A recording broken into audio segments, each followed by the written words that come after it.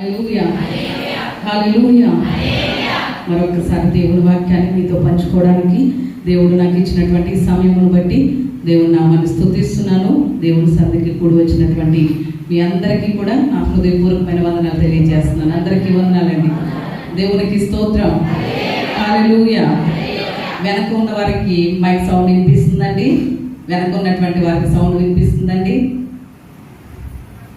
దేవుడు స్వరాలు ఇచ్చాడు, మరి అది మీరేమీ నాకు చెప్పలేదు. వినిపిస్తుందండి? దేవునికి స్తోత్రం. హల్లెలూయా.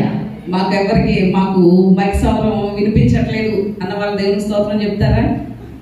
అందరికీ వినిపిస్తుంది, ఎలర్ట్గానే ఉన్నారనమాట అండి. దేవుని నామానికి స్తోత్రాలు. ఇలాగ మరొక్కసారి ఈ పునరుత్థాన దినమందు ఎన్నో భయంకరమైనటువంటి పరిస్థితులు మన ముందు ఉన్నప్పటికీ కూడా మరొక్కసారి దేవుని సన్నిధిలో ఆరాధించుకునేటువంటి కృపని దేవుడు మనకి ఇచ్చారు. అందును బట్టి ఎంతైనా మనము ఏమై ఉన్నాం చెప్పండి? ధన్యులమై ఉన్నామని. ఎంతైనా కూడా దేవుడు మనకి ఇచ్చినటువంటి ధన్యతను బట్టి మనం ఎంతైనా కూడా దేవుణ్ణి స్తుతించవలసిన వారమై ఉన్నాం. ఒక రోజటండి ఒక ఆయన బండి మీద డాడ్ గిఫ్ట్ అని రాయించుకున్నారట వెనకాల. ఏమని రాయించుకున్నాడు చెప్పండి? Dad gift. వాళ్ళ డాడీ ఇచ్చినటువంటి గిఫ్ట్ కాబట్టి డాడ్ గిఫ్ట్ అనేసి అని వెనకాల రాయించుకున్నారట. వాళ్ళ మిస్సెస్ చూసిందట ఆ విషయం. ఆ బండి మీద అతను రాయించుకున్న విషయం వాళ్ళ మిస్సెస్ చూసిందట. వెంటనే ఒక పెయింట్ డబ్బా తెచ్చి తన భర్తకి వెనక పెయింట్ వేసేసి డాడ్ గిఫ్ట్ అని రాస్తుందట. ఏం రాస్తుంది చెప్పండి? డాడ్ గిఫ్ట్ అని రాస్తుందట. ఏంటి అనేసి అని అడిగాడట తన భర్త. అడిగితే మీరెందుకు రాసుకున్నారు బండి మీద అనేసి అన్నదట. మా డాడీ ₹1,00,000 పెట్టి నాకేం చేశాడు?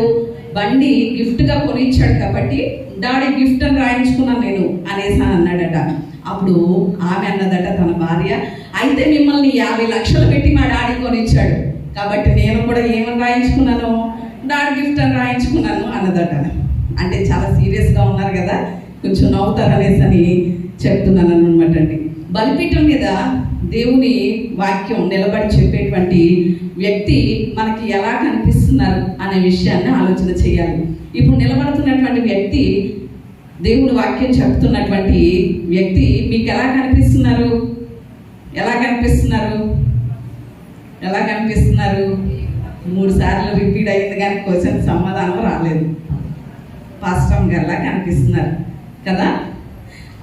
బలిపీఠం మీద నిలబడి వాక్యం చెప్పేటువంటి వ్యక్తి సేవకుడిలా సేవకురాలుగా గనక మనకి కనబడితే ఆ వాక్యం మన మనసులోనికి చేరదు. సేవకుడు సేవకురాలులా కనిపిస్తే ఎక్కడికి చేరదు చెప్పండి? మన మనసులోనికి వాక్యం చేరదు. మరి ఎప్పుడు చేరుతుంది అంటే సేవకుడి స్థానంలో దేవుడే మనకి కనబడాలి. దేవునికి స్తోత్రం. హల్లెలూయా. ఎవరు కనబడాలి చెప్పండి? నిలబడిన వారి స్థానంలో, నిలబడింది ఎవరైనప్పటికీ కూడా వారి స్థానంలో కనుక దేవుడు మనకి కనబడితే ఆ వాక్యం ఖచ్చితంగా ఏమవుతుంది అంటే మన హృదయాల్లోకి నాటుకుపోతుంది. దేవునికి స్తోత్రం. యాకోబు పత్రిక 1వ అధ్యాయం 23వ వచనంలో మీరు చదవక్కర్లేదు, ఆ మాటలే మనకి కనిపిస్తూ ఉంటాయి. అంటే నిలబడినటువంటి వ్యక్తిని మనం చూస్తున్నామా, నిలబడినటువంటి వ్యక్తిలో మాట్లాడే దేవుణ్ణి చూస్తున్నామా అనేది ఎంతైనా కూడా మనం ఏం చేయాలి చెప్పండి? పరిశీలన చేసుకోవాలి.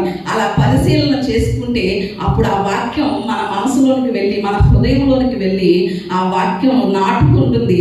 నాటినటువంటి ఆ వాక్యం ఏమవుతుంది చెప్పండి? మొలకెత్తడం స్టార్ట్ అవుతుంది. మొలకెత్తినటువంటిది ఏమవుతుంది? పుష్పించడం స్టార్ట్ అవుతుంది. పుష్పించింది ఫలించడం స్టార్ట్ అవుతూ ఉంటుంది. మరి ఇన్ని వాక్యాలు మనం వింటున్నా కూడా ఈ రోజు వరకు ఫలింపు లేకుండా ఉంటున్నాం అంటే నిలబడే వ్యక్తుల్ని మనం చూస్తున్నాం అని ఈ విషయాన్ని మనం ఎంతైనా కూడా ఏం చేసుకోవాలి చెప్పండి? సరి చేసుకోవాల్సినటువంటి వారమై ఉన్నాం. సరే, ఈరోజు మన వాక్య అంశంలోనికి వద్దాం. మనం అపోస్తులైనటువంటి పౌలు గారు కొరింథీయులకు రాసినటువంటి మొదటి పత్రిక, అపోస్తులైనటువంటి పౌలు గారు కొరింథీయులకు రాసినటువంటి మొదటి పత్రిక 2వ అధ్యాయం 9వ వచనం చదువుకుందాం.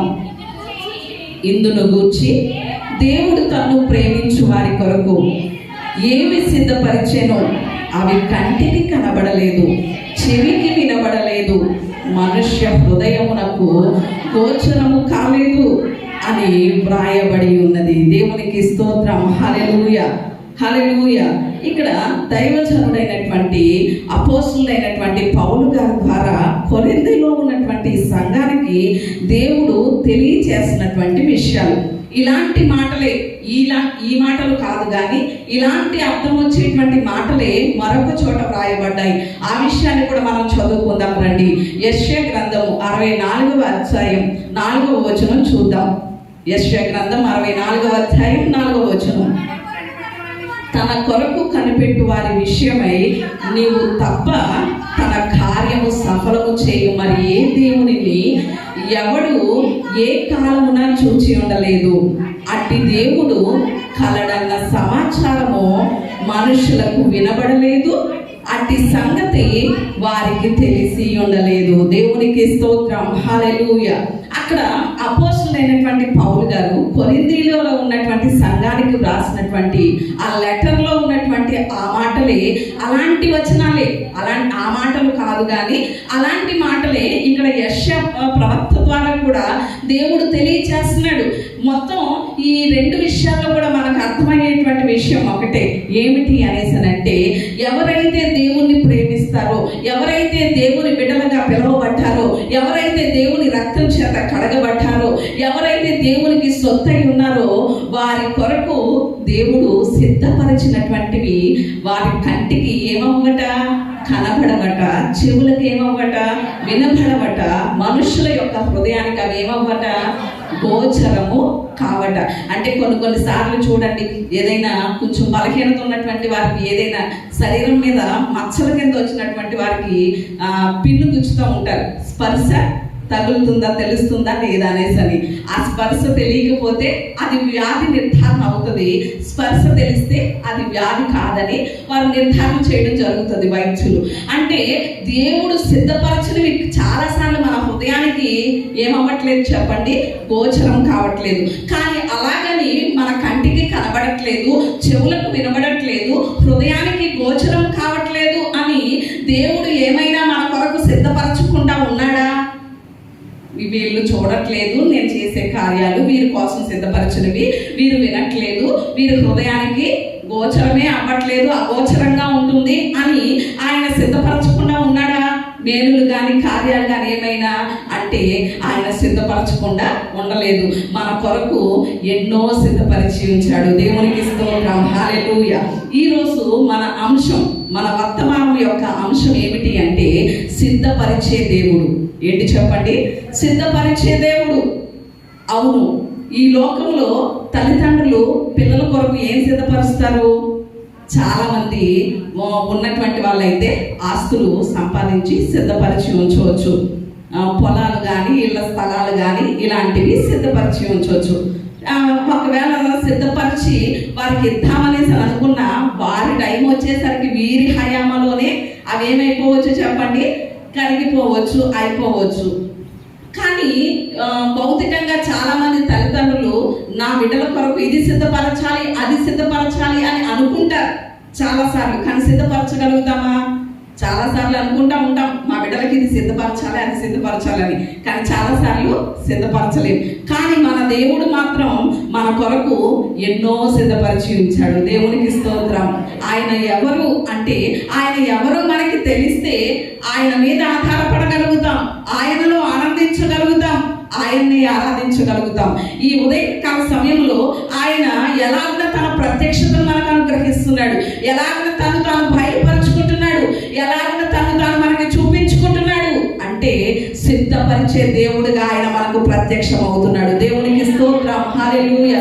ఒకవేళ నాకు ఇది లేదు, అది లేదు అని చాలాసార్లు మనం బాధపడుతున్నామేమో, కానీ ఉదయకాల సమయంలో నా దేవుడు ఏం చెప్తున్నాడో తెలుసా? నీకు కావలసినవన్నీ కూడా నీవు పుట్టక మునిపే నీ కొరకు నేనేం చేసేసాను, సిద్ధపరిచేశాను అంటున్నాడు. దేవునికి స్తోత్రం. హల్లెలూయా. ఆయన అలాంటి గొప్ప దేవుణ్ణి మనం కలిగి ఉన్నాం. ఇక దేని కొరకు మనం చింతపడాలి చెప్పండి? దేని కొరకు విచారపడాలి? దేని కొరకు బాధపడాలి? ఎందుకంటే ఒకవేళ మన తల్లిదండ్రులు మన కొరకు సిద్ధపరచకపోవచ్చు, మన బంధువులు, స్నేహితులు, మన కుటుంబస్తులు, లేకపోతే భర్త కానీ భార్య కానీ సిద్ధపరచకపోవచ్చు కావలసినవి. కానీ కానీ మనం కలిగి ఉన్నటువంటి దేవుడు, మనం నమ్ముకున్నటువంటి దేవుడు మన కొరకు సమస్తాన్ని కూడా ఏం చేయగలిగిన దేవుడు చెప్పండి? సిద్ధపరిచి ఉంచగలిగినటువంటి దేవుడు. అలాంటి గొప్ప దేవుడిని మనం కలిగి ఉన్నప్పుడు ఏ విషయంలోనూ మనం బాధపడనవసరం లేదు, ఏ విషయంలోనూ విచారపడనవసరం లేదు, ఏ విషయంలోనూ కూడా చింతపడనవసరం లేదు. ఎందుకంటే సిద్ధపరిచే దేవుణ్ణి, ఆయన మన పరలోకపు తండ్రిగా ఉన్నాడు. మన పరలోకపు తండ్రి మనకి సమస్తాన్ని సిద్ధపరిచినప్పుడు మరి ఏ విషయాన్ని బట్టి మనం బాధపడతాం చెప్పండి? ఆయన మన కొరకు చాలానే సిద్ధపరిచి ఉంచాడు. భౌతికంగా కానివ్వండి, ఆధ్యాత్మికంగా కానివ్వండి. సమయాన్ని బట్టి కొన్ని విషయాలు మనం చూద్దాం. ఏమి సిద్ధపరిచి ఉంచాడు ఆయన మనకి అని కనుక మనం ఆలోచన చేస్తే, మొట్టమొదటిగా ఆయన సిద్ధపరిచింది ఏమిటి అని మనము చూస్తే 31వ కీర్తన 19వ వచనం చూద్దాం. 31వ కీర్తన 19వ వచనం చదువుకుందాం. నీ యందు భయభక్తులు గల వారి నిమిత్తము నీవు దాచి ఉంచిన మేలు ఎంతో గొప్పది. నరుల ఎదుట నిన్ను ఆశ్రయించు వారి నిమిత్తము నీవు సిద్ధపరిచిన మేలు ఎంతో గొప్పది. దేవునికి స్తోత్రం, హల్లెలూయా. ఇక్కడ మొట్టమొదటిగా సిద్ధపరిచే దేవుడుగా ఉన్నాడు. ఆయన మన కొరకు ఏం సిద్ధపరిచి ఉంచాడు అని గనక ఆలోచన చేస్తే, మొట్టమొదటిగా ఆయన తెలియచేస్తున్నాడు.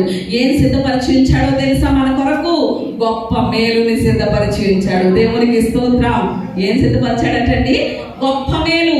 ఎవరైతే ఆయన్ని ఆశ్రయిస్తారో, ఎవరైతే ఆయన పాదాలు పట్టుకుంటారో, ఎవరైతే ఆయన సన్నిధిలో మోకరిస్తారో, ఎవరైతే నీవే శరణం, నీవే దిక్కు అని ఆయన్ని నమ్ముకుంటారో వారి కొరకు ఆయన ఏం సిద్ధపరిచాడు చెప్పండి?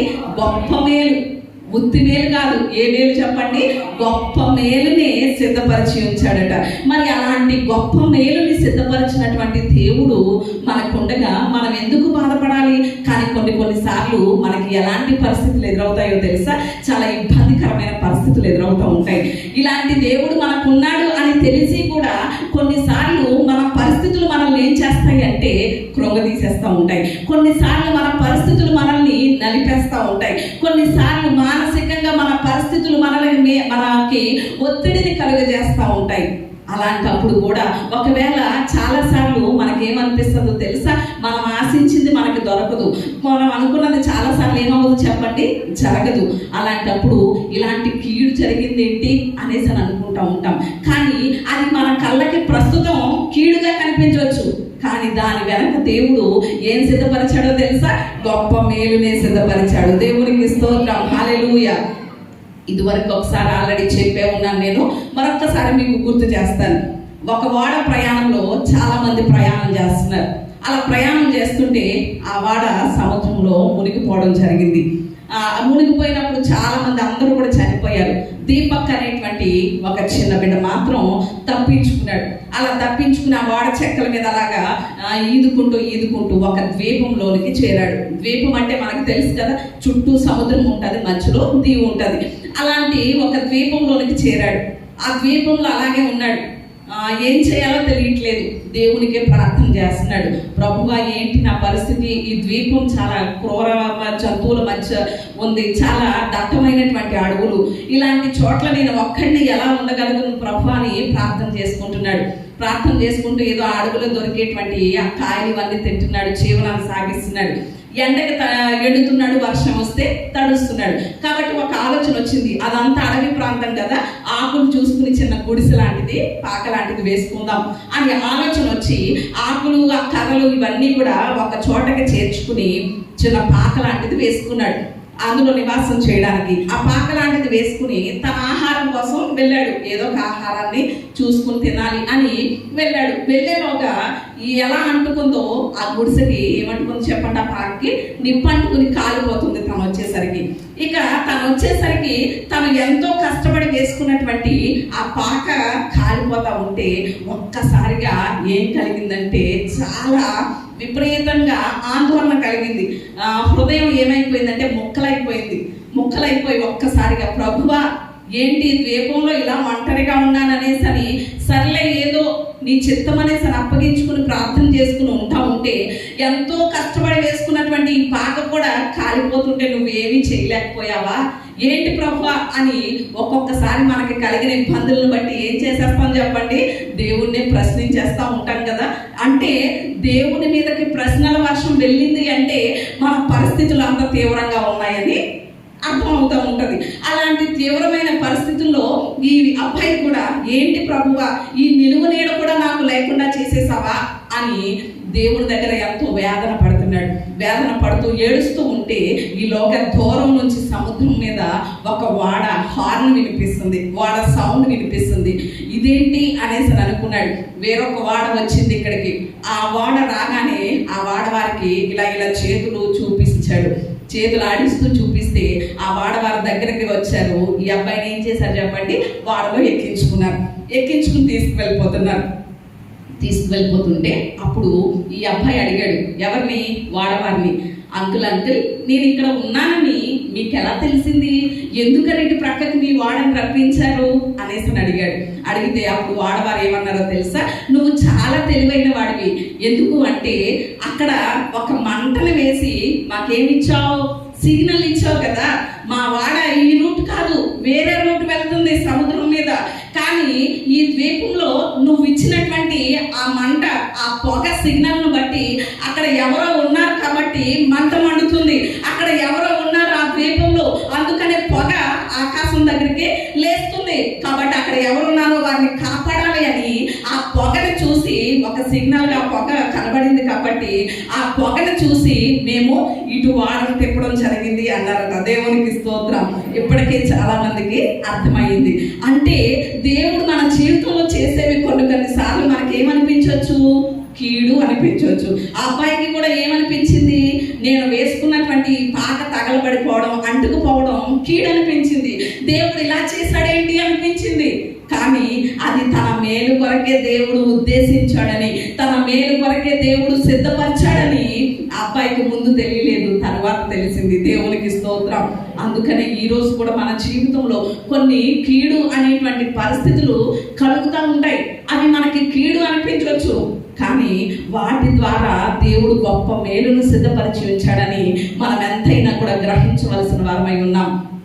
చాలాసార్లు కొన్నిసార్లు దేవుడు మనకి ఇచ్చిన వాటిని బట్టి కూడా దేవుడిని స్తుతించకుండా, దేవుడు మనకి ఏమి సిద్ధపరిచాడో చాలాసార్లు గ్రహించకుండా ఉంటాం మనం. కానీ ఈరోజు దేవుడు మాట్లాడుతున్నాడు, మన కొరకు గొప్ప మేలుల్ని ఏం చేశాడు చెప్పండి, సిద్ధపరిచే ఉంచాడు. ఒక జింకట ఒకసారి, మగ జింక అడవిలో నీళ్లు త్రాగడానికి ఏటి దగ్గరికి వచ్చిందట.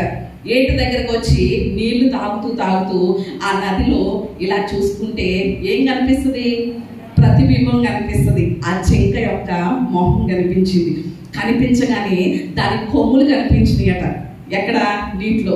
అప్పుడు అనుకుందట, ఓహో ఎంత అందమైనటువంటి కొమ్ములు ఉన్నాయి, నాకు కిరీటం వలె ఉన్నాయి, ఇంత అందమైనటువంటి కొమ్ములు కలిగి నేను ఎంత అందంగా ఉన్నాను అని తనలో తానే మురిసిపోతుందట. మురిసిపోతా ఉంటే ఆ మొహం ఒకటే కనిపిస్తుంది, ఇంకా కిందకి కూడా కనిపిస్తుంది కదా. ఇంకొంచెం కిందకి వచ్చేసరికి సన్నగా ఉన్నటువంటి కాళ్ళు కనిపించినాయట. ఏం కనిపించినాయి చెప్పండి, సన్నగా ఉన్న కాళ్ళు కనిపించినాయట.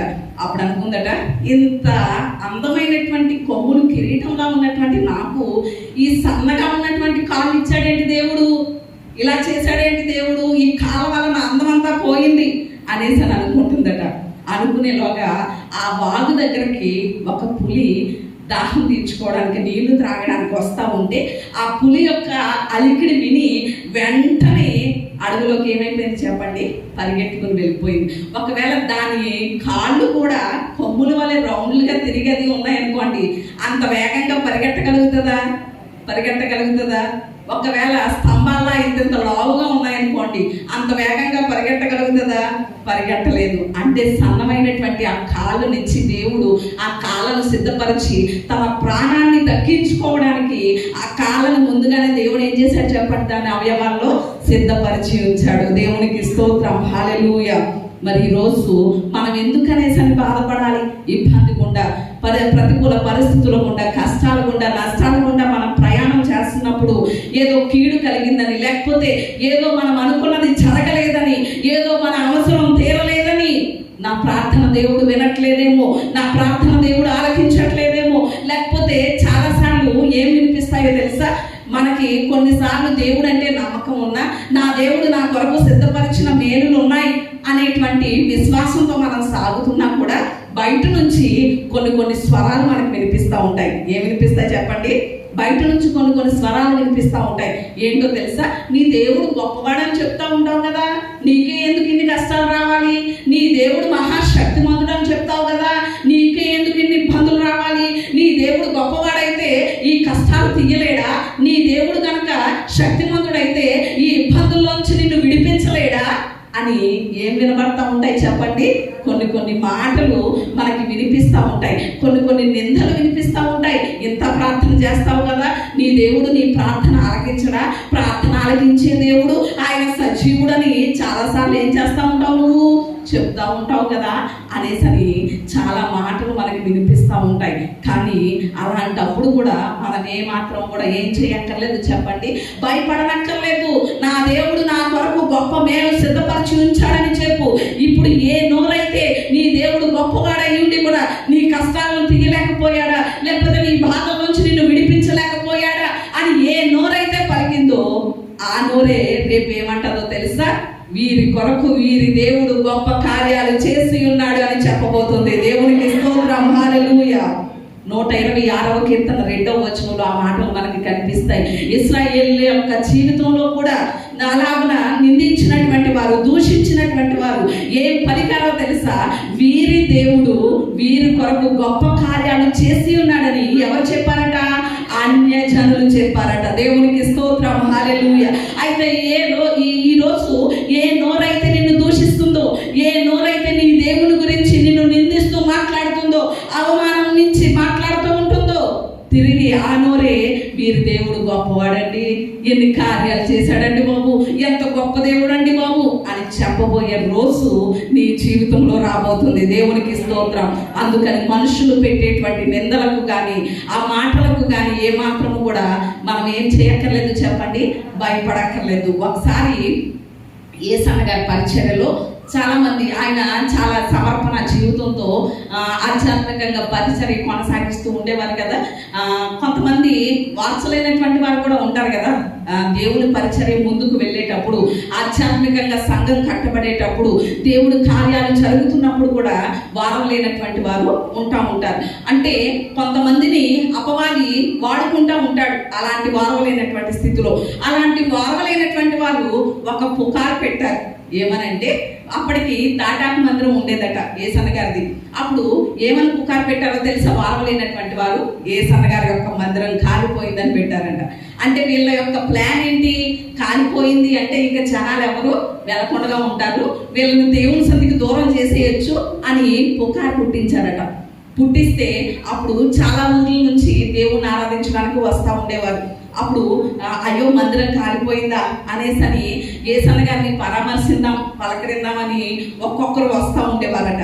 వచ్చి అయ్యగారు మందిరం కాలిపోయిందా అనేసి చెప్పారండి అనేసనంటే, లేదమ్మా ఏమీ కాలిపోలేదమ్మా అనేసంటే, ఓహో అలాగండి అని పరామర్శించి దైవ సేవకుల దగ్గరకు వచ్చిన వాళ్ళు ఉత్తినే వెళ్ళిపోతారా? సరే అయ్యగారు ఇంత దూరం నుంచి వచ్చాం కదా, ప్రార్థన చేయండి అంటే ప్రార్థన చేస్తే, ప్రార్థన చేయించుకున్న తర్వాత ఉత్తినే పంపిస్తారా? కానుకిచ్చి పంపించడం, కానుకిచ్చి వెళ్ళడం. అలా అంటే వచ్చిన వాళ్ళందరూ, పరామర్శించడానికి వచ్చిన వాళ్ళందరూ ప్రార్థన చేయించుకోవడం, కానుకివ్వడం, ప్రార్థన చేయించుకోవడం, కానుకివ్వడం. అప్పటికి యేసయ్య గారికి ఒక ఆశ ఉండేదట. ఏమన్నా తెలుసా? ఈ తాటాకి మందిరాన్ని కనీసం రేక్ షెడ్గా అయినా వేద్దాం, దేవుడు సౌకర్యాన్ని ఇస్తే, దేవుడు సహాయం చేస్తే, వనరులను సిద్ధపరిస్తే అలా చేద్దాం అనే ఆలోచనతో యేసయ్య గారు ఉండేవారు. ఆ ఆలోచన దేవుడు ఎలా నెరవేర్చేశాడు చెప్పండి? అంటే అన్యులు పెట్టేటువంటి పుకారుని కూడా దేవుడు మనకు ఎలా మార్చేస్తాడు? ఆశీర్వాదకరంగా మార్చేస్తాడు. దేవునికి స్తోత్రం. వాళ్ళందరూ ప్రార్థన చేయించుకుని ఇచ్చినటువంటి ఆ ధనంతో తిరిగి మందిరాన్ని బాగు చేయడానికి దేవుడు కృప చూపించారు. అందుకని దైవజనుడు దేవదాసాయి గారు ఏమన్నారో తెలుసా? నిందట ఒక 100 లాంటిదట. మనకు వచ్చే ప్రతి నింద ఎలాంటిది చెప్పండి? ఒక 100తో సమానం అంట. ఇప్పటి నుంచి మనం ఏం చేయాలో తెలుసా? ఎవరు నిందేస్తారా మన మీద ఎదురు చూడాలి. ఏం చేయాలి చెప్పండి? ఎవరు నిందేస్తారని ఎదురు చూస్తే నిందొచ్చిన ప్రతిసారి మనకేమొస్తుంది? ఒక్కొక్క 100 వస్తుంది. అంటే దేవుని ఆశీర్వాదం వస్తుంది. అందుకని నిందల గురించి, లేకపోతే అవమానాల గురించి, మనుషులు మాట్లాడే మాటలను బట్టి మనం ఏమాత్రం కూడా ఏం చేయక్కర్లేదు చెప్పండి, భయపడనక్కర్లేదు. ఎందుకంటే మన కొరకు మన దేవుడు గొప్ప మేలు దాచి ఉంచాడు, సిద్ధపరిచి ఉంచాడు. దేవునికి స్తోత్రం. హల్లెలూయా, హల్లెలూయా.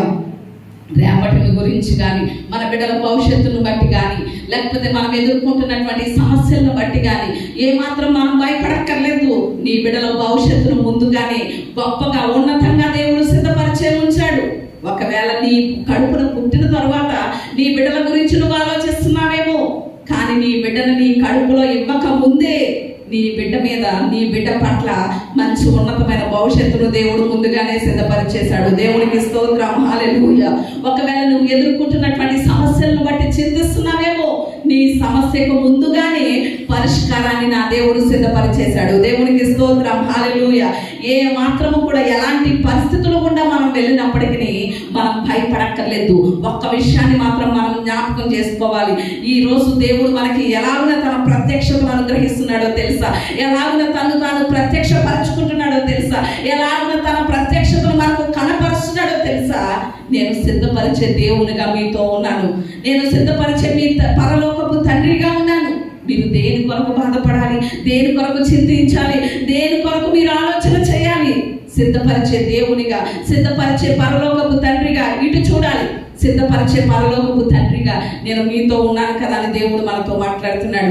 ఆయన మన కొరకు మొట్టమొదటిగా ఏం సిద్ధం చేశాడట? గొప్ప మేలుని సిద్ధం చేసి ఉంచాడట. రెండవదిగా కూడా ఆయన మన కొరకు ఏం సిద్ధం చేసి ఉంచాడో కొన్ని మాటలు మనం ఆలోచన చేద్దాం రండి. 65వ కీర్తన 9వ వచనం చదువుకుందాం. నీవు భూమిని దర్శించి దాన్ని తడుపుచున్నావు, దానికి మహదైశ్వర్యము కలుగజేయుచున్నావు. దేవుని నది నీళ్లతో నిండి ఉన్నది. నీవు భూమిని అట్లు సిద్ధపరిచిన తరువాత వారికి ధాన్యము దయచేయుచున్నావు. దేవునికి స్తోత్రం. హల్లెలూయా. ఇక్కడ మనకి రెండవదిగా దేనిని మన కొరకు దేవుడు సిద్ధపరిచి ఉంచాడు అని గనక ఆలోచన చేస్తే, భూమి మనకి ధాన్యం ఇవ్వడానికి భూమిని వర్షంతో తడిపి ధాన్యం కొరకు ఏం చేస్తున్నాడట? సిద్ధపరుస్తున్నాడట. దేవునికి స్తోత్రం. ఏం సిద్ధపరుస్తున్నాడు చెప్పండి? భూమి ధాన్యం ఇవ్వడానికి, ధాన్యాన్ని మొలిపించడానికి, సమృద్ధి అయినటువంటి పంటలను ఇవ్వడానికి భూమిని ఏం చేస్తున్నాడు దేవుడు? సిద్ధపరుస్తున్నాడట. అలాగనే 147వ కీర్తన 8వ వచనంలో కూడా మరొక మాట మనకి కనిపిస్తుంది. ఒకసారి అది కూడా చూడండి. 148వ కీర్తన 147:8. ఆయన ఆకాశమును మేఘములతో కప్పువాడు, భూమి కొరకు వర్షమును సిద్ధపరచువాడు. దేవునికి స్తోత్రం. హల్లెలూయా. ఒక విషయం మనం ఆలోచన చేద్దాం. వర్షాకాలంలోనే ఆల్రెడీ మనం అడుగు పెట్టాం, ఎంటర్ అయ్యాం. కాబట్టి వర్షాలు ఎందుకు కురుస్తాయి అని కనుక ఆలోచన చేస్తూ ఉంటే, వర్షాలు కురవకపోతే ఏం పండవు చెప్పండి? పంటలు అనేవి పండవు. పంటలు పండాలంటే ఏం కురవాలి? వర్షాలు కురవాలి. ఇలాగా చిత్తూరు జిల్లా కానీ, కర్నూలు జిల్లా కానీ ఇలా వెళ్ళండి, అక్కడ ఏముండవు? వర్షాలు అనేవి ఉండవు. వర్షాలు లేకపోవడం వల్ల ఏముండవు? పంటలు ఉండవు. అక్కడ చాలా మందికి కరువు అనేటువంటిది కలుగుతూ ఉంటుంది. కానీ మన ప్రాంతంలో, ఆంధ్రాలో అయితే ఇలాంటివి జరగవు. ఎందుకంటే ఒక్క విషయం మనం ఆలోచన చేయాలి. చాలాసార్లు మనం ఆహారం తినేటప్పుడు కూడా దేవుణ్ణి చాలా మంది ఏం చేయరు అంటే స్తుతించరు. నేను కష్టపడి ఏం చేశాను? పొలం కొనుక్కున్నాను, కష్టపడి దుక్కు దున్నాను, కష్టపడి ఎరువు వేశాను, విత్తనాలు వేశాను, పండించాను, నా చేతులతో నేను కష్టపడ్డాను కాబట్టి నేను ఆహారాన్ని భుజిస్తున్నాను అనేసి అని అనుకుంటూ ఉంటారు. కానీ ఒక్క విషయం ఆలోచన చేయాలి. మనం కష్టపడడానికి ఆరోగ్యం ఇచ్చింది ఎవరు? దేవుడు కాదా? మనం ఈ రోజు వరకు కష్టపడడానికి ఆరోగ్యం కలిగి సజీవులంగా ఉన్నామంటే మనకు ఆయుష్ ఇచ్చేది ఎవరు? దేవుడు కాదా? ఒకవేళ వ్యవసాయం చేస్తున్నాము అంటే, వ్యవసాయం చేయాలి అంటే భూమి దున్నబడాలి. దున్నబడాలి అంటే అది ఏం చేయాలి? తడపబడాలి అంటే ఎన్ని మోటార్లు వేసి తడిపితే తడుస్తా చెప్పండి? కానీ వర్షాన్ని, భూమిని తడపడం కొరకు వర్షాన్ని ఏం చేస్తున్నాడట? దేవుడు సిద్ధపరుస్తున్నాడట. దేవునికి స్తోత్రం. హల్లెలూయా. అంటే భూమిని సిద్ధం చేయడానికి, పంట కొరకు దాన్ని సిద్ధపరచడానికి భూమి కొరకు ఏం చేస్తున్నాడు? వర్షాన్ని సిద్ధపరుస్తున్నాడు. వర్షాన్ని సిద్ధపరిచి భూమి మీద కురిపిస్తూ ఉంటే ఆ తడిసినటువంటి వర్షంతో దానికి అనువుగా భూమిని సిద్ధపరుస్తున్నాడు. దేవునికి స్తోత్రం, హల్లెలూయా. మరి ఈరోజు మనం ఆరాధిస్తున్నటువంటి దేవుడు సిద్ధపరిచే దేవుడు అయి ఉన్నాడు. ఏం సిద్ధపరుస్తున్నాడంటే, ఈ మాటలను బట్టి మనం ఆలోచన చేస్తే మన కొరకు ఆహారాన్ని సిద్ధపరుస్తున్నాడు. ఏం సిద్ధపరుస్తున్నాడు చెప్పండి? అంటే వర్షాన్ని సిద్ధపరిచి భూమిని తడపడానికి ఇస్తున్నాడు, భూమిని సిద్ధపరిచి పంటలు పండేలా చేస్తున్నాడు. అంటే దేనికోసం చెప్పండి? మనకు ఆహారం ఇవ్వాలనే కదా. అంటే రెండవదిగా దేవుడు మనకి ఏం సిద్ధపరుస్తున్నాడు? ఆహారాన్ని సిద్ధపరుస్తున్నాడు. మీరు అనుకోవచ్చు, మేము వండి ఆహారాన్ని మేము సిద్ధం చేస్తున్నామండి, దేవుడు అంటారేంటి అనేసి అనుకోవచ్చు. యెషయా గ్రంథంలో మాట ఉంటది, ఏంటో తెలుసా? యెహోవా సెలవు లేకుండా ఎవడు భోజనం చేయలేడట. దేవునికి స్తోత్రం. మనం వండుకుని అక్కడ పెట్టుకున్నా కూడా దేవుడు సెలవు ఇవ్వకపోతే దాన్ని ఏం చేయలేం చెప్పండి? తినలేం. ఆ టైంకి ఫోన్ రావచ్చు, లేకపోతే కుక్కలు రావచ్చు, ఏదైనా జరగవచ్చు. ఆహారాన్ని మనం తినలేం. అది తినాలి అంటే యెహోవా మనకేమి ఇవ్వాలి? సెలవు ఇవ్వాలి. ఈ ఆహారం వీళ్ళు తినాలి అని దేవుడు మనకి సెలవిస్తేనే ఆ ఆహారాన్ని మనం తినగలుగుతాం. ఈరోజు మన దేవుడు ఏం సిద్ధపరిచే దేవుడుగా ఉన్నాడు అంటే, ఆహారాన్ని సిద్ధపరిచే దేవుడు. మనకనే కాదు, ప్రతి ప్రాణికి కూడా ఆయన ఆహారాన్ని సిద్ధపరుస్తున్నాడు. అందుకని యోబు గ్రంథం 38వ అధ్యాయం 41వ వచనంలో చూస్తే అక్కడ ఒక మాట రాయబడి ఉంటుంది. ఏంటో తెలుసా? అరచు కాకి పిల్లలకు ఆయన ఏం సిద్ధపరుస్తున్నాడట? ఆహారాన్ని సిద్ధపరుస్తున్నాడట. దేవునికి స్తోత్రం, హల్లెలూయా. అరచేటువంటి కాకులకి ఏం సిద్ధపరుస్తున్నాడని చెప్పండి? ఆహారాన్ని. అంటే ప్రతి ప్రాణికి కూడా ఆయన ఏమిస్తున్నాడు? ఆహారాన్ని ఇస్తున్నాడు. ఆయన ఆహారం ఇవ్వలేకపోతే ఏ ప్రాణి కూడా ఈరోజు సజీవంగా ఉండలేదు. ఏ ప్రాణి కూడా ఆహారం తీసుకుని సమృద్ధితో ఉండలేదు. ఆయన ప్రతి దానికి కూడా ఆహారాన్ని ఇస్తున్నాడు. అందుకని కీర్తనలో రాయబడి ఉన్నటువంటి మాట ఏంటో తెలుసా? ప్రతి ఉదయం కూడా ఆయన తన గుప్పిలి విప్పి ప్రతి ప్రాణి యొక్క కోరికను తృప్తిపరుస్తున్నాడట. దేవునికి స్తోత్రం, హల్లెలూయా. అంటే ప్రతి ప్రాణి కూడా ఆయన చేతిలో ఉన్నటువంటి ఆహారాన్ని తీసుకుంటుంది. ఆయన ప్రతి ఒక్కరికి కూడా ఆహారాన్ని సిద్ధపరుస్తున్నాడు. కానీ చాలాసార్లు ఏమనుకుంటారో తెలుసా? కొన్నిసార్లు దేవుని ప్రజలకే, దేవుని బిడ్డలకే దేవుడు మన కొరకు సిద్ధపరచినవి మనం చూడలేకపోతున్నాం. ఇందాక మనం చదువుకున్నాం కదా మూలవాక్యంలో, దేవుడు సిద్ధపరచినవి మన కంటికి కనబడవు, చెవికి వినబడవు, హృదయానికి గోచరం కావన్నట్లుగానే చాలాసార్లు దేవుడు మన కొరకు సిద్ధపరచినవి మనం గుర్తించలేకపోతున్నాం, మనం గ్రహించలేకపోతున్నాం. ఇశ్రాయేలీయులు కూడా, మన పితరులు కూడా ఏమన్నారో తెలుసా? ఈ అరణ్యానికి తీసుకొచ్చేసాడు దేవుడు, ఈ అరణ్యంలో మాకు ఆహారాన్ని సిద్ధపరచగలడా అన్నారు. ఆ మాటలు చదువుకుంటారా మీరు? ఒకసారి చూసుకోండి. 78వ కీర్తన 19వ వచనంలో చూస్తే అక్కడ ఇశ్రాయేలు ప్రజలు ఏమన్నారో తెలుసా? ఈ అరణ్యంలోనికి దేవుడు తీసుకొచ్చేసాడు, ఈ అరణ్యం గుండా నడిపిస్తున్నాడు, పాలు తేనెలు ప్రవహించేటువంటి ఆ కనాను దేశాన్ని ఇస్తానని చెప్పాడు.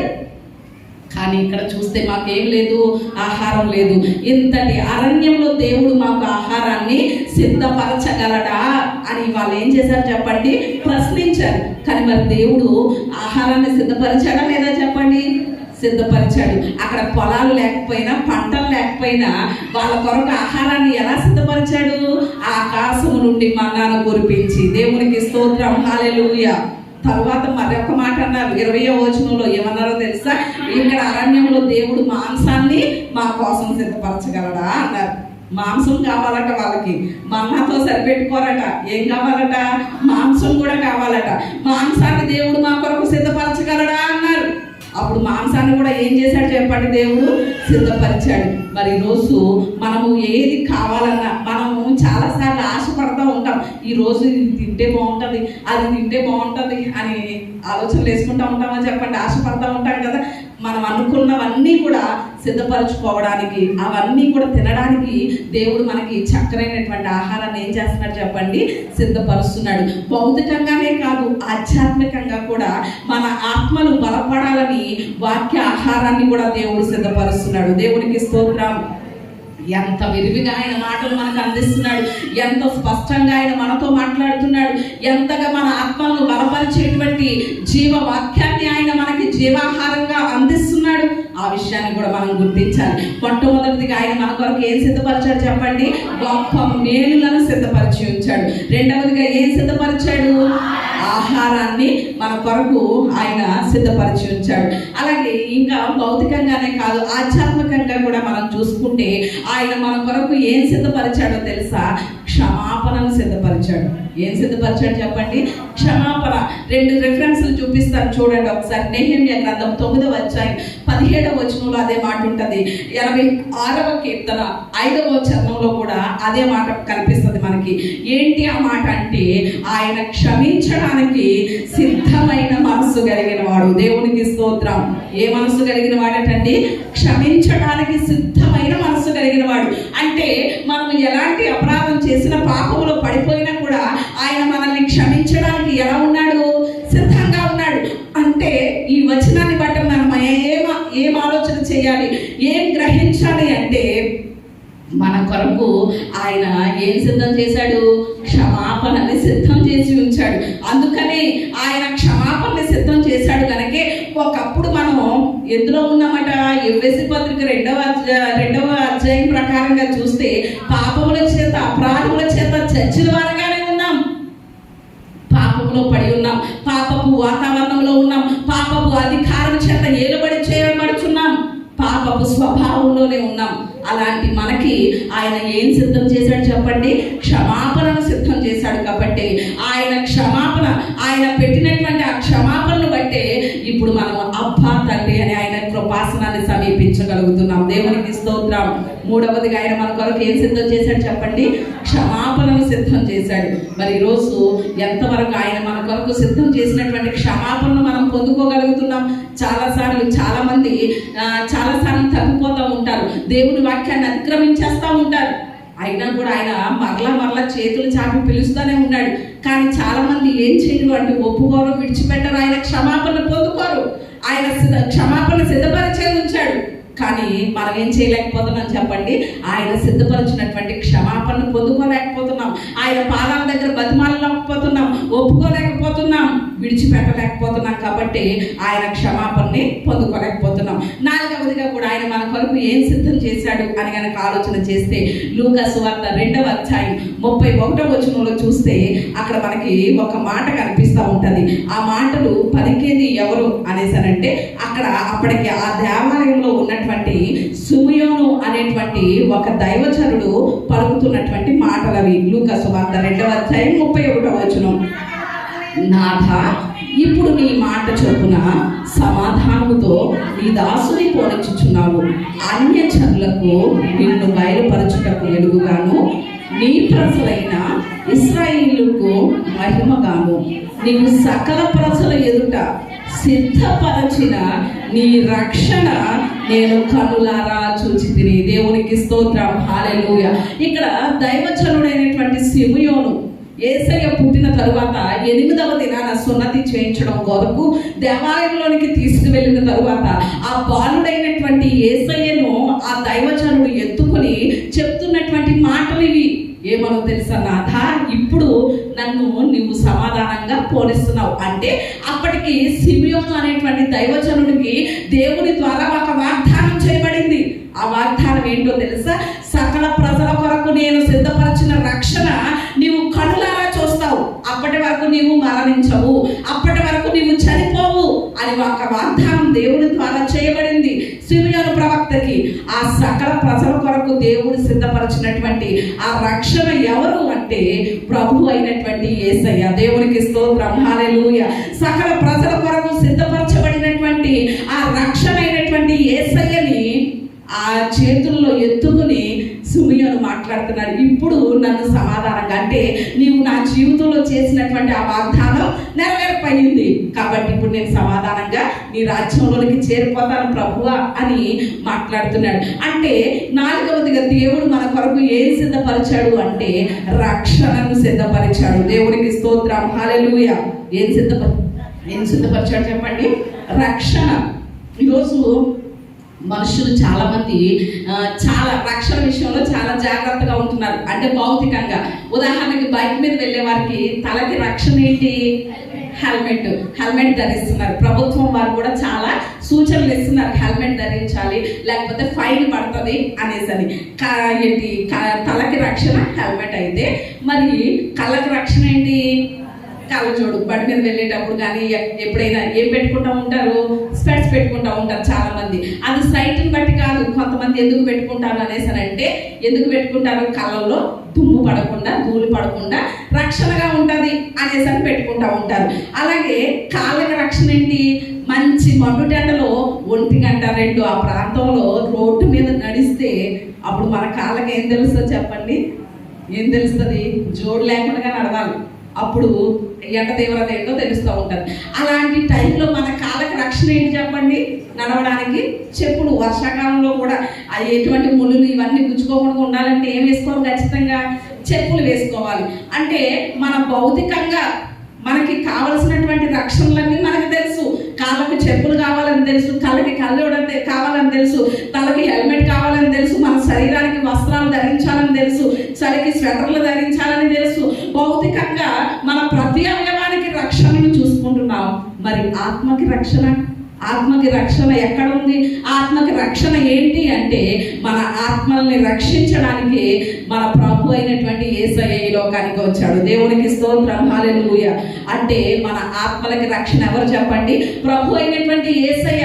ఆయన చిందించినటువంటి, ఆయన బలియాగం ద్వారా చిందించబడినటువంటి పరిశుద్ధ రక్తమే మన ఆత్మలు విమోచించబడడానికి, నిత్య నరకాగ్నిలో నుండి తప్పించబడడానికి, మన ఆత్మ రక్షించబడడానికి కారణం. ఈ రక్షణ ఎప్పుడు దేవుడు సిద్ధపరిచాడో తెలుసా?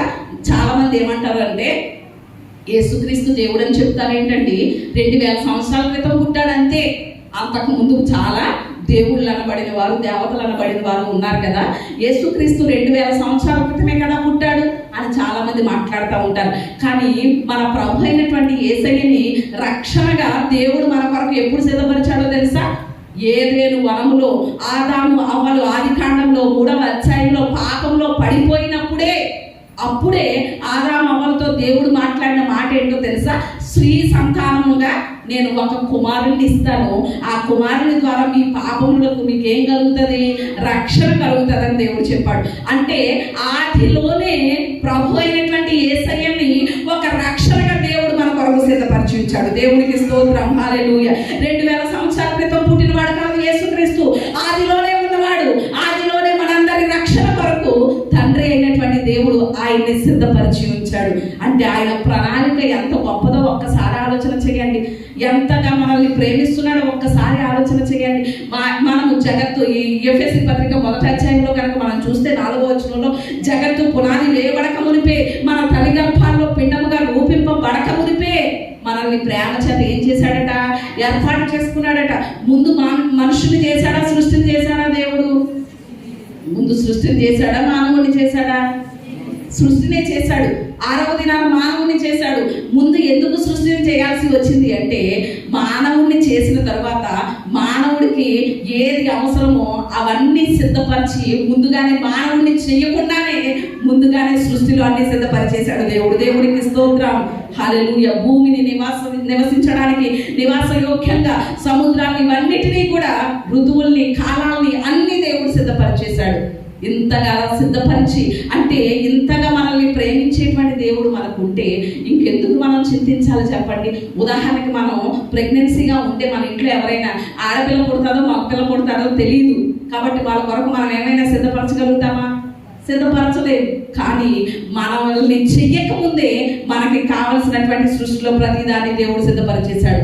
అంతగా దేవుడు మన కొరకు పట్టించుకుంటున్నాడు. ఉదాహరణకి ఒక తల్లికి డెలివరీ అయింది. తల్లి, ఆ బిడ్డ ఏడుస్తుంది. ఆ బిడ్డ ఎందుకు ఏడుస్తుందో కూడా చాలా మందికి తెలియదు. కానీ ఆ బిడ్డ ఏడ్చినప్పుడు ఆ తల్లి రొమ్ములో నుండి ఏం రావాలి? పాలు రావాలి. పాలు వచ్చి ఆ బిడ్డ ఆకలిని తీర్చాలి, లేకపోతే ఆ బిడ్డ ఏడుపు ఆపదు. అంటే తల్లి రొమ్ములో పాలని పసిబిడ్డ కొరకు ఎవరు సిద్ధపరిచాడు చెప్పండి? నా దేవుడు సిద్ధపరిచాడు. దేవునికి స్తోత్రం, హల్లెలూయా. ఈ ఉదయకాలం నా దేవుడు మాట్లాడుతున్నాడు. ఏంటో తెలుసా? నేను సిద్ధపరిచే దేవుడిని ఉన్నాను. నీ కొరకు గొప్ప మేలును సిద్ధపరిచి ఉంచాను. నీ కొరకు ఏం సిద్ధపరిచాడు చెప్పండి? రెండవదిగా ఆహారాన్ని సిద్ధపరిచాను. నీ కొరకు క్షమాపణను సిద్ధపరిచి ఉంచాను, నీ కొరకు రక్షణనే సిద్ధపరిచి ఉంచాను. 5వదిగా చూస్తే ఆయన మత్తయి సువార్త 25వ అధ్యాయం 34వ వచనంలో చూస్తే అక్కడ ఆయన ఏం సిద్ధపరిచాడు అంటే కుడివైపున ఉన్నవారు అందరినీ చూసి ఆయన అంటున్నాడట ఒక మాట, ఏంటో తెలుసా? నా తండ్రి చేత ఆశీర్వదించబడిన వారులారా రండి, లోకం పుట్టినది మొదలుకొని మీ కొరకు సిద్ధపరచబడిన రాజ్యమును స్వతంత్రించుకోండి. దేవునికి స్తోత్రం, హల్లెలూయా. 5వదిగా ఆయన మన కొరకు ఏం సిద్ధపరిచాడు అంటే ఒక రాజ్యాన్ని సిద్ధపరిచాడు. ఏం సిద్ధపరిచాడు చెప్పండి? ఒక రాజ్యాన్ని సిద్ధపరిచాడు. భౌతికంగా మనం రాజ్యాలు చూస్తున్నాం, అవి ఎంతకాలం ఉంటాయి? రాజ్యాలు, ప్రభుత్వాలు కూలిపోతాయి.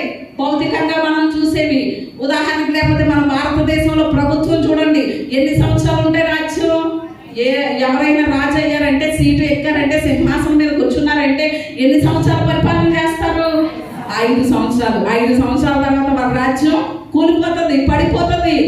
కానీ మన కొరకు ఒక రాజ్యాన్ని ఆయన సిద్ధం చేశాడు. ఆ రాజ్యం ఎలాంటి రాజ్యమో తెలుసా? నీతి న్యాయములు కలిగిన రాజ్యం, శాశ్వతమైనటువంటి రాజ్యం. దేవునికి స్తోత్రం. ఇక పడిపోవడం అనేది ఉండదు. నిత్యము మనం పరిపాలన చేయడమే ఆ రాజ్యంలో. ఆయనతో పాటు ఆయన సింహాసనం మీద కూర్చుండి మనము కూడా ఏం చేస్తాం చెప్పండి? ఏలుబడి చేస్తాం. దేవునికి స్తోత్రం. అలాంటి ఎప్పుడు పడిపోలేనటువంటి, ఎప్పుడు కూలిపోని శాశ్వతమైనటువంటి రాజ్యాన్ని ఆయన మన కొరకు ఏం చేస్తున్నాడట? సిద్ధం చేసి ఉంచాడట. దేవునికి స్తోత్రం, హల్లెలూయా. మరి అలాంటి రాజ్యం మనకి దేవుడు సిద్ధపరిచి ఉంచితే ఇంకెందుకు మనకి విచారాలు, ఇంకెందుకు మనకి కలవరాలు? ఒక్కసారి ఎంతైనా ఆలోచన చేయాలి. 6వదిగా ఒక్క మాట చెప్పి నా మాటలు నేను ముగిస్తాను. 6వదిగా ఆయన మన కొరకు ఏం సిద్ధం చేశాడు అనేసానంటే, హెబ్రీయులకు రాసినటువంటి పత్రిక 16వ అధ్యాయం 11వ అధ్యాయం 16వ వచనం చదువుకుందాం. హెబ్రీయులకు రాసినటువంటి పత్రిక 11వ అధ్యాయం 16వ వచనం. ఆయన మనకి ఒక పట్టణాన్ని సిద్ధపరిచాడు. దేవునికి స్తోత్రం. ఏం సిద్ధపరిచాడటండి? ఒక పట్టణాన్ని సిద్ధపరిచాడు. మన కొరకు ఒక దేశాన్ని, ఒక పట్టణాన్ని దేవుడు ఏం చేస్తున్నాడు? సిద్ధం చేస్తున్నాడు. అలాగనే 11వ అధ్యాయంలోని 40వ వచనంలో కూడా చూస్తే ఆ పట్టణం ఎలాంటిదట? మరి శ్రేష్టమైన దాన్ని మన కొరకు సిద్ధపరుస్తున్నాడు. దేవునికి స్తోత్రం. తన ప్రజలైనటువంటి ఇశ్రాయేలీయులకి దేవుడు మాట ఇచ్చాడు. ఏమనో తెలుసా? శ్రేష్టమైనటువంటి పాలు తేనెలు ప్రవహించేటువంటి, సమృద్ధికరమైనటువంటి, సంతోషం కలిగించేటువంటి ఒక దేశాన్ని, ఆ కనాను దేశాన్ని మీ కొరకు నేను సిద్ధం చేస్తున్నాను. మీరు వెళ్ళి దాన్ని ఏం చేయండి? స్వతంత్రించుకోండి, స్వాధీనం చేసుకోండి అని ఇశ్రాయేలీయులకు చెప్తే, ఆ ఇశ్రాయేలీయుల కంటే నూతన నిబంధన దేవుని బిడ్డలమైనటువంటి మన కొరకు వారికి ఇచ్చినటువంటి ఆ కనాను దేశం కంటే ఏమనుందో చెప్పండి? అక్కడ 40వ వచనంలో మరి శ్రేష్టమైన దాన్నట. ఏంటి చెప్పండి? కనాను దేశమే సమృద్ధి కలిగిన దేశం, పాలు తేనెలు ప్రవహించే దేశం. అలాంటి శ్రేష్టమైన దేశం అయితే వారికంటే మనకి ఇంకా ఏం సిద్ధం చేశాడట? మరి శ్రేష్టమైనటువంటి దేశాన్ని, ఆ పరలోక దేశాన్ని దేవుడు మన కొరకు సిద్ధం చేశాడు. దేవునికి స్తోత్రం, హల్లెలూయా. ఆ పరలోక దేశాన్ని మన కొరకు సిద్ధం చేశాడు. అందుకనే యోహాను సువార్త 14వ అధ్యాయం 33వ వచనంలో ఒక మాట తన శిష్యులతో చెప్తున్నాడు. ఏమనో తెలుసా? నేను మీ యొద్ద నుండి వెళ్ళిపోతున్నానని మీ హృదయాన్ని ఏం చేయొద్దు, కలవరపడవేయొద్దు. ఎందుకంటే నేను ఉండే స్థలంలో మీరు ఉండాలని మీకు ఏం సిద్ధపరుస్తున్నాను? ఒక స్థలాన్ని సిద్ధం చేస్తున్నాను. ఉదాహరణకి స్థలం లేనటువంటి వాళ్ళు ప్రభుత్వం దగ్గరికి వెళ్ళి మాకు స్థలం లేదండి, ఇళ్ళ స్థలం ఇవ్వండి అనేసారంటే ఉన్న స్థలాలన్నీ అయిపోయినాయి అమ్మా, ఇంకా స్థలాలు లేవు అనేసి అని చెప్పవచ్చు. కానీ ప్రభు అయిన యేసయ్య ఏమంటున్నారో తెలుసా? నేను ఎక్కడ ఉంటానో మీరు అక్కడే ఉండాలని, నాతో పాటు మీరు కలిసి ఉండేలాగా మీకోసం ఏం సిద్ధం చేస్తున్నాను? నేను ఒక స్థిరమైనటువంటి స్థలాన్ని సిద్ధం చేస్తున్నాను, సిద్ధం చేసి ఉంచాను. నేను వచ్చి మిమ్మల్ని అక్కడికి తీసుకువెళ్తాను అంటున్నాడు. అంటే ఈరోజు మనల్ని దేవుడు మన కొరకు ఏం సిద్ధపరిచాడు అంటే ఒక పట్టణం, ఒక దేశాన్ని మన కొరకు శ్రేష్టమైన దాన్ని ఏం చేశాడు చెప్పండి? సిద్ధం చేసి ఉంచాడు. మరి సిద్ధం చేసి ఉంచి ఇంతగా మనల్ని ప్రేమిస్తున్నటువంటి దేవుడు మనకుండగా ఇంకెందుకు మనకి భయపడాలి? కానీ చాలాసార్లు ఈ శాశ్వతమైనటువంటి దేశాన్ని కానివ్వండి, ఆ పట్టణాన్ని, ఆ రాజ్యాన్ని ఆ దేవుడు మన కొరకు సిద్ధపరచనివి మనం పొందుకునే ముందు మనకి కొన్ని శోధనలు ఎదురవుతూ ఉంటాయి, కొన్ని ఇబ్బందికరమైన పరిస్థితులు ఎదురవుతూ ఉంటాయి.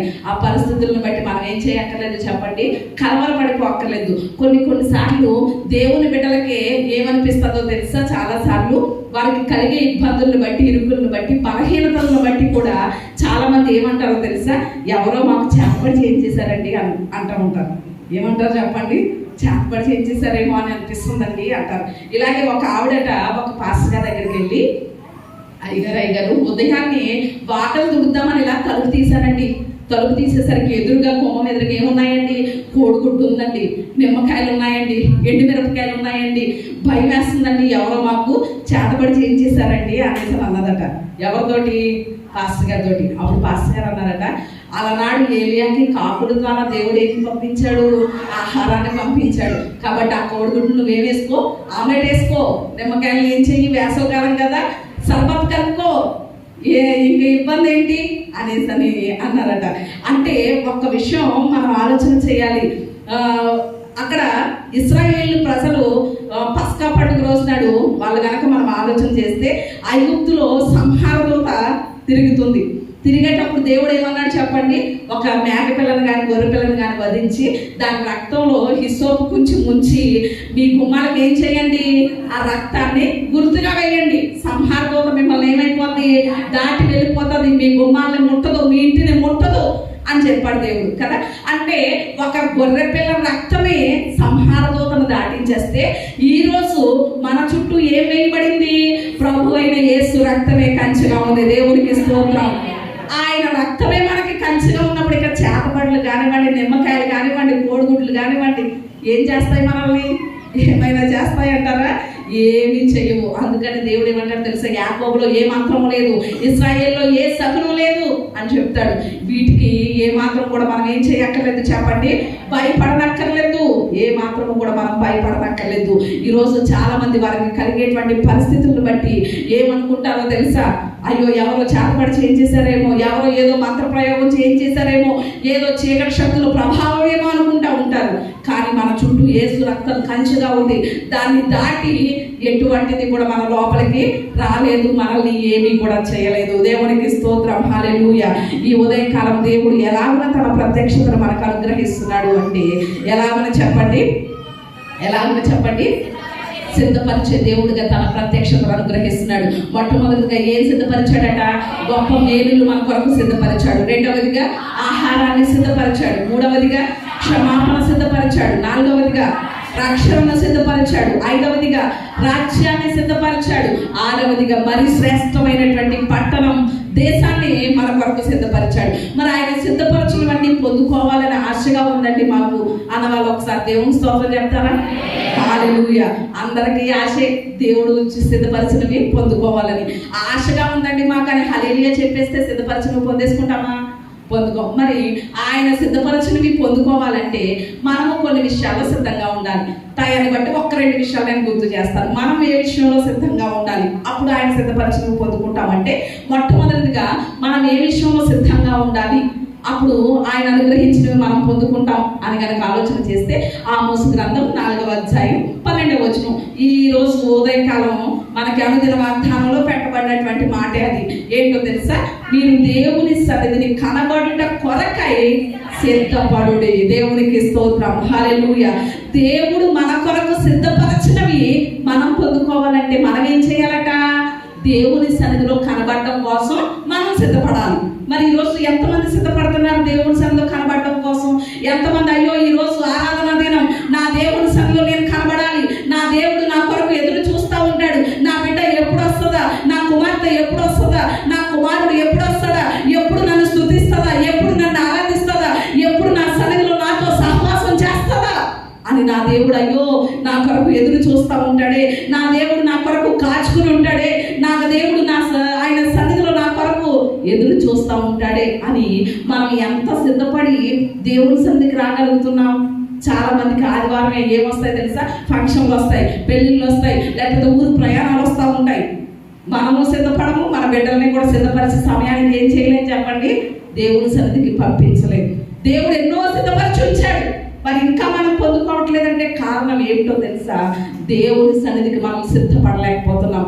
దేవుని సన్నిధిలో కనబడడం కొరకు ఒక విషయం తెలుసా అండి, ప్రతి ఆరాధనలో కూడా ఆయన ఎవరిని చూస్తారో తెలుసా? ప్రతి ఒక్కొక్కరిని చూస్తూ ఉంటాడు. ఆయన రక్తం చేత కడగబడిన ప్రతి ఒక్కరిని కూడా, అయ్యో ఈరోజు నా బిడ్డ వచ్చిందా, ఈరోజు నా కుమారుడు వచ్చాడా, ఈరోజు నా కుమార్తె వచ్చిందా అని ప్రతి ఒక్కరిని ఆయన చూస్తూ ఉంటాడు. మన ఇంట్లో ఏదైనా ఫంక్షన్ జరిగింది అనుకోండి, ఎవరు వచ్చారో ఎవరు రాలేదో మనం చూసుకుంటామా లేదా? చూసుకుంటాం కదా. అలాగే ఆరాధన దినంలో కూడా నాతో సహవాసం చేయడానికి నా బిడ్డ వచ్చిందా, నా కుమారుడు వచ్చాడా అని ఆయన అందరినీ పరిశీలిస్తూ ఉంటాడు. ఎవరైనా రాలేదనుకోండి, ఆయన మనసు ఏమవుతుందో చెప్పండి? బాధపడతా ఉంటుంది. అయ్యో ఈరోజు నా కుమార్తె నాతో సహవాసం చేయడానికి రాలేదే, అయ్యో నా కుమారుడు ఈరోజు నన్ను స్తుతించడానికి రాలేదే, నాతో సహవాసం చేయడానికి రాలేదే, తగ్గిపోయాడే నా బిడ్డ అని ఎంతో ఆయన మనసు వేదన పడుతూ ఉంటుంది. మరి ఆయన సన్నిధిలో నా ప్రభువుని నేను బాధపెట్టలేను, నా ప్రభువుని నేను ఆరాధించాలి. ఆరాధన అంటే ఆయనతో సహవాసం చేయడమే, ఆయనతో కలిసి విశ్రాంతి తీసుకోవడమే. అలాంటిది మరి నా దేవుని సన్నిధిలో నేను కనబడాలి అని మనం ఎంతవరకు సిద్ధపడగలుగుతున్నాం? ఆరాధన దినం అంటే దేవుణ్ణి ఆరాధించడం అంటే ఈరోజు చాలా మందికి నిర్లక్ష్యం. అది ఏ మాత్రం కూడా మన కుటుంబాలకు ఆశీర్వాదకరం కాదు. ఒక ఆయన అటండి దేవుని సన్నిధిలో చాలా ముందుకుండేవారట. ఆయన ఎలాంటి వ్యక్తి అనేసానంటే, మున్సిపల్ డిపార్ట్మెంట్లో 4th క్లాస్లో ఒక జాబ్ చేస్తూ ఉండేవాడు. ఆ వ్యక్తి దేవుని మందిరంలో చాలా ఆసక్తిగా ఉండేవాడు. కుటుంబంతో కలిసి సమయానికన్నా ముందే రావడం, దేవుని సన్నిధిలో వాడబడడం, ప్రార్థన చేసుకోవడం, చాలా ఆసక్తిగా జీవిస్తూ ఉండేవాడు. జీవిస్తూ ఉంటే ఒకరోజు పాస్టర్ గారి దగ్గరికి వచ్చి, పాస్టర్ గారు ఇప్పుడు ఈ మున్సిపల్ డిపార్ట్మెంట్లో 4th క్లాస్లో నేను జాబ్ చేస్తున్నాను కదా, జీతం అది చాలా తక్కువగా ఉంటుందండి, కాంట్రాక్ట్ వర్క్లు చేద్దాం అనుకుంటున్నాను, ప్రార్థనలో పెట్టండి అన్నాడట. సరే బాబా అని దైవ సేవకులు ప్రార్థన చేశారు. కాంట్రాక్ట్ వర్క్లు తీసుకున్నాడు. మళ్ళీగా చిన్న చిన్న వర్కుల దగ్గర నుంచి పెద్ద వర్కులు స్టార్ట్ అయినాయి. కాంట్రాక్ట్ వర్క్ చేయడం మొదలు పెట్టాడు. ఇక జీతం ఏంటి, డబ్బులు ఇవన్నీ కూడా ఏమవుతూ వచ్చినాయి, పెరుగుతూ వచ్చినాయి. అతనికి ఆ కాంట్రాక్ట్ వర్క్లో వచ్చినటువంటి డబ్బులు సంచులతో మోసుకొచ్చేవారట ఇంటికి. అంతగా దేవుడు ఏం చేశాడు చెప్పండి? ఆ వ్యక్తిని ఆశీర్వదించాడు. దేవుడు ఆశీర్వదించే కొలది ఎలా అయిపోయిందంటే, 9 గంటలకు ఆరాధన అంటే 9:30కి రావడం, తర్వాత కొన్నాళ్ళకి 10 గంటలకు రావడం, తర్వాత కొన్నాళ్ళకి 11 గంటలకు రావడం, తర్వాత కొన్నాళ్ళకి ఓన్లీ నెల సన్నిధికి నెలకు ఒక్క ఆదివారం రావడం, మిగిలిన ఆదివారాలు మానేయడం. అలా కొన్నాళ్ళకి ఆ నెల సన్నిధికి కూడా రాకపోవడం. ఇలాంటి పరిస్థితులు కనిపించినాయి. సేవకులు అడుగుతూ ఉంటారు కదా. అప్పుడు ఒకరోజు వాళ్ళ ఆవిడ దేవుని సేవకుడి దగ్గరకు వచ్చిందట. వచ్చి ఏడుస్తుందట. ఏమనో తెలుసా? అయ్యగారు, మా ఆయన విషయంలో నాకు చాలా బాధ కలుగుతుందండి. ఒకప్పుడు దేవుని సన్నిధిలో ఎంతో ఆసక్తిగా ఉండేవాడండి. సమయానికి దేవుని సన్నిధికి రావడం, దేవుని ఆరాధించడం కానీ, పరిచర్య కానీ, దేవుని సన్నిధిలో వాడబడే విషయంలో కానీ చాలా ముందుకుండేవాడండి. ఈరోజు ధనం పెరిగిన తరువాత దేవుని సన్నిధికి దూరం అయిపోయాడండి. దేవుడు ఆశీర్వదించే కొలది దేవునికి దూరం అయిపోతా వస్తున్నాడు. అలాగే మరొక స్త్రీతో కూడా సంబంధం పెట్టుకున్నాడు అనేసని చాలా ఏడుస్తూ ఉంటే ఒకరోజు ఆయనతో దైవ సేవకులు మాట్లాడారట. ఏంటి బాబు, నువ్వు చేసేది క్రమమైన పని కాదు అనేసనంటే, మరలా తాను ఎలా సమర్థించుకుంటున్నాడో తెలుసా? విధవరాలను ఆదరించమని వాక్యమే చెప్తుంది కదా అంటున్నాడట. ఏమంటున్నాడట దైవ సేవకులతో? విధవరాలను ఆదరించమని వాక్యమే చెప్తుంది కదా, అందుకనే నేను అలా ఆదరిస్తున్నానండి అనేసని అంటున్నాడట. దేవుని సన్నిధికి దూరం అయిపోయి సేవకులు హెచ్చరించారు. ఆయన తన ప్రవర్తన మార్చుకోలేదు. అలా కాంట్రాక్ట్ వర్క్ చేస్తూ ఉంటే ఒకరోజు పెద్ద కాంట్రాక్ట్ వర్క్ వచ్చింది. అది 6-7 కోట్ల రూపాయలు విలువ చేసే కాంట్రాక్ట్ వర్క్. ఆ వర్క్ చేసేసాడు, కానీ ఆ వర్క్లో నాణ్యత లేదు, అది కూలిపోయింది. అప్పుడు వాళ్ళకి తిరిగి ఏం చేయాల్సి వచ్చింది? ఆ 7 లక్షల రూపాయలు ఇతను కట్టాల్సి వచ్చింది. ఆ కాంట్రాక్ట్ వర్క్లో నాణ్యత లేదు, అది ఏమైపోయింది? కూలిపోయింది. తిరిగి ఆ 7 లక్షల రూపాయలు ఇతను కట్టాల్సిన పరిస్థితి వచ్చింది. కడితే ఆ ఇల్లు అమ్మేశాడు, ఉన్నటువంటి స్థలాలు అన్నీ అమ్మేశాడు, బంగారం అన్నీ అమ్మేస్తే ఇంకా అన్నీ అమ్మేయగా ఇంకా ఎంత అప్పు మిగిలిందంటే 1 కోటి రూపాయలు అప్పు మిగిలిందట. ఎంత అప్పు మిగిలింది చెప్పండి? 1 కోటి రూపాయల అప్పు మిగిలిందట. పరిగెట్టుకుని దేవుని సన్నిధికి వచ్చి దైవ జనుల యొక్క పాదాల మీద పడి ఏడుస్తున్నాడట. పాస్టర్ గారు, ఇది ఏమాత్రము దేవుడు చేసింది కాదు, నా తప్పిదమే. దేవుని సన్నిధికి నేను దూరం అయిపోయాను కాబట్టి, దేవుని సన్నిధిలో కనబడకుండా దూరంగా ఉంటున్నాను కాబట్టి తగినటువంటి ఈ శిక్ష నేను అనుభవిస్తున్నాను, ఇది దేవుడు చేసింది కాదు, నేను చేసుకున్నదే అని పశ్చాత్తాపంతో దేవుని పాదాల్లో పట్టుకుని బ్రతుకులాడుకున్నాడట. అంటే ఈరోజు ఒక్క విషయం మనం ఆలోచన చేయండి. ఒకప్పుడు మన దేన స్థితిలో దేవుని సన్నిధిలో ఎంత ఆసక్తిగా సాగాము, దేవుడు ఆశీర్వదించే కొలది కూడా మన ఆసక్తి ఏమవ్వాలి చెప్పండి, పెరగాలి తప్ప దేవుడు ఆశీర్వదించిన ఆశీర్వాదాన్ని చూసుకుని దేవుని సన్నిధికి ఏమాత్రం దూరం అయిపోకూడదు. దేవుని సన్నిధిలో మరింత ఆసక్తిగా ఉంటే అది మరింత ఆశీర్వాదాన్ని తెచ్చిపెడుతుంది. లేకపోతే ఒకరోజు మనం ఏడ్చే పరిస్థితి వస్తుంది. కాబట్టి మొట్టమొదటిగా మనం దేని కొరకు సిద్ధపడాలి చెప్పండి, దేవుని సన్నిధిని కనబడడం కొరకు సిద్ధపడాలి. రెండవ విషయాన్ని కూడా చెప్పి నేను నా మాటలు ముగిస్తాను. రెండవదిగా మనం దేని కొరకు సిద్ధపడాలి అనేసనంటే 5వ కీర్తన 3వ వచనం చదువుకుందాం. 5వ కీర్తన 3వ వచనం. యెహోవా, ఉదయమున నా కంఠస్వరము నీకు వినబడును, ఉదయమున నా ప్రార్థన నీ సన్నిధిని సిద్ధము చేసి కాచియుందును. దేవునికి స్తోత్రం, హల్లెలూయా. రెండవదిగా దేని కొరకు సిద్ధపడాలి అంటే ఉదయాన్నే మన కంఠస్వరం దేవునికి వినిపించడానికి, ఉదయాన్నే దేవుని సన్నిధిలో ప్రార్థన చేయడానికి మనం ఏమవ్వాలి చెప్పండి, సిద్ధపడాలి. ఈరోజు ఎంతమంది అలాగనే సిద్ధపడగలుగుతున్నాం? ఉదయాన్నే దేవుని సన్నిధిలో ప్రార్థన చేయడానికి ఎంతవరకు మనం సిద్ధంగా ఉన్నాం అనే విషయాన్ని ఎంతైనా ఆలోచన చేయాలి. భయంకరమైనటువంటి దినాల్లో మనం ఉంటున్నాం. వీధుల్లో పసిపిల్లలు లేకుండా, రాజమార్గాల్లో యవనస్తులు లేకుండా మరణం కిటికీలు ఎక్కి చూస్తూ ఉంటుండగా మనం ఏం చేయాలి చెప్పండి? మన పసిపిల్లల ప్రాణం కొరకు ఏం చేయాలి? దేవుని వైపు చేతులు ఎత్తాలి. మొదటి చామున మన చేతులు ఎత్తి మన పిల్లల ప్రాణాల కొరకు మనం ఏం చేయాలి చెప్పండి? ప్రార్థన చేయాలి. అందుకని యోవేలు గ్రంథంలో ఒక మాట ఉంటుంది, 2వ అధ్యాయం 32లో, ఎవరైతే ఆయనకు ప్రార్థన చేస్తారో వారే రక్షించబడతారట. దేవునికి స్తోత్రం. ఇదే మాట అపోస్తలుల కార్యాల గ్రంథంలో కూడా రాయబడి ఉంటుంది. ఎవరైతే దేవునికి ప్రార్థన చేస్తారో వారే రక్షించబడతారు. అంచె దినాల్లో, భయంకరమైనటువంటి దినాల్లో మనం జీవిస్తున్నాం, అపాయకరమైనటువంటి దినాల్లో మనం జీవిస్తున్నాం. మనం రక్షించబడాలి అంటే, మన బిడ్డలు కాపాడబడాలి అంటే, దేవుడు మన కొరకు సిద్ధపరిచినటువంటి ప్రతి ఆశీర్వాదం మనం పొందాలి అంటే ఉదయాన్నే మన స్వరం ఎక్కడ వినబడాలి చెప్పండి? దేవునికి వినబడాలి మన కంఠస్వరం. ఉదయాన్నే మన ప్రార్థన మన బిడ్డల కొరకు సిద్ధం చేసి కాచి ఉంచాలి.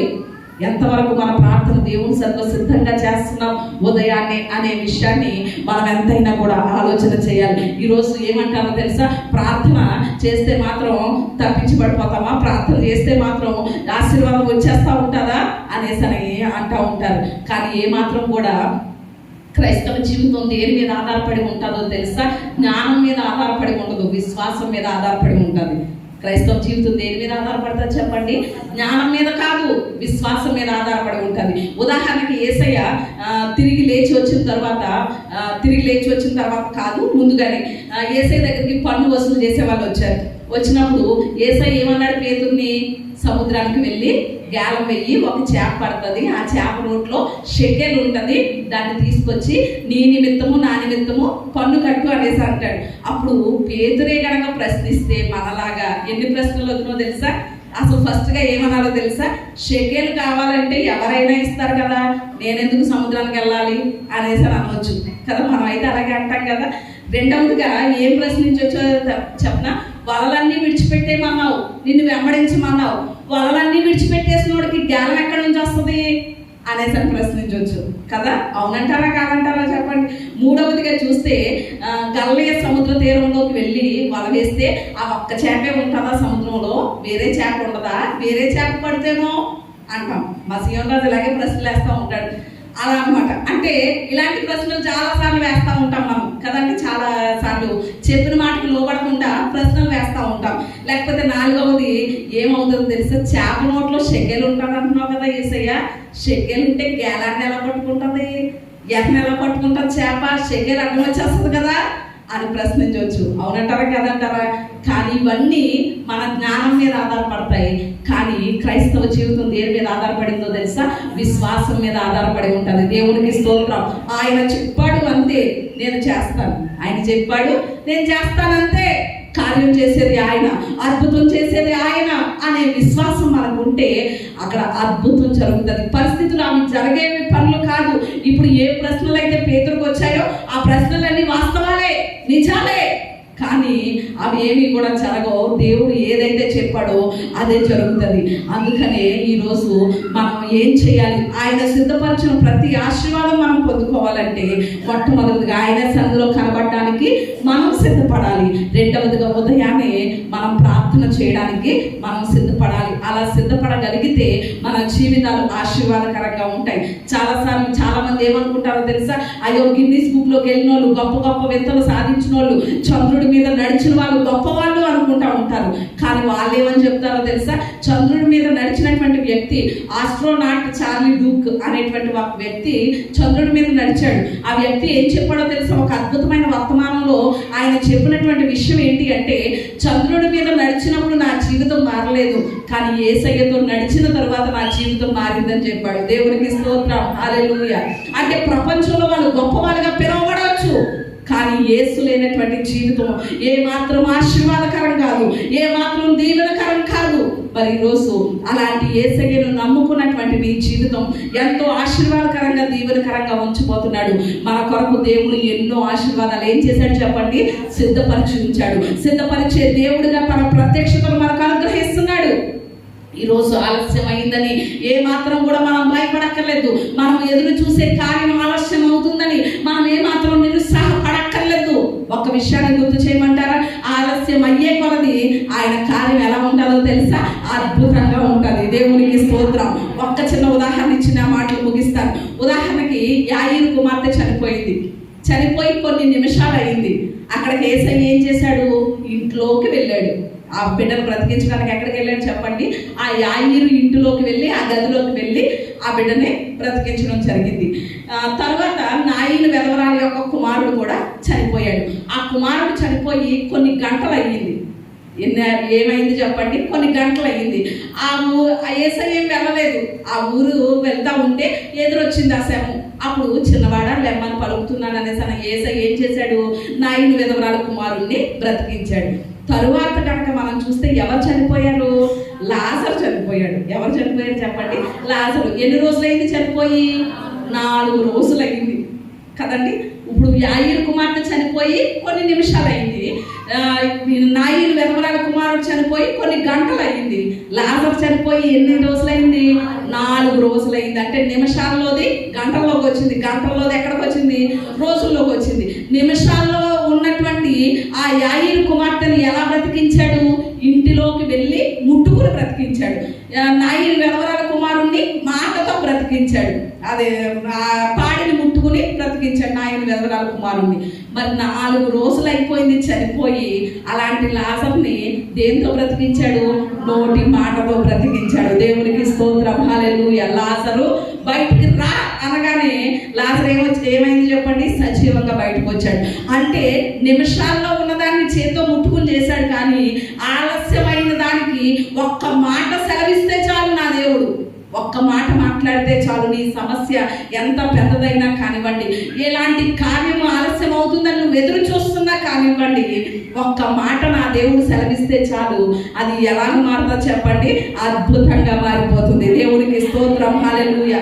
అలాగే మన కొరకు ఎన్నో కార్యాలు సిద్ధపరిచినటువంటి దేవుడు, సిద్ధపరిచే దేవుడుగా ఈ ఉదయకాలం తన ప్రత్యక్షతను అనుగ్రహిస్తున్నాడు. మన కొరకు ఎన్నో మేలులు సిద్ధపరిచి ఉంచాడు.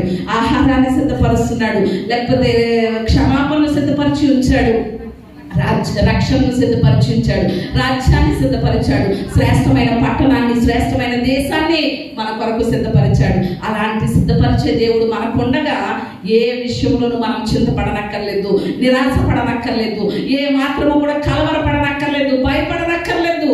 మన కొరకు మనం ఎదుర్కొంటున్నటువంటి ఆ ప్రతికూలతకి ముందుగానే దేవుడు సమస్యకి పరిష్కారాన్ని ముందుగానే సిద్ధపరిచేశాడు. మనం ఏదైతే ఆయన్ని అడుగుతున్నామో, ఏదైతే ప్రార్థన చేస్తున్నామో, మనం వేడుకొనక మునిపే ఆయన దాన్ని ఏం చేశాడు చెప్పండి? మన ప్రార్థనకి జవాబు సిద్ధపరిచి ఉంచేశాడు.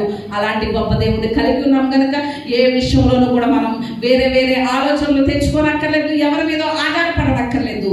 మన కొరకు సమస్తాన్ని సిద్ధపరిచిన మన దేవుని మీదే ఆధారపడదాం, ఆయన వైపే చూద్దాం. అట్టి కృప దేవుడు మనందరికీ దయచేయును గాక.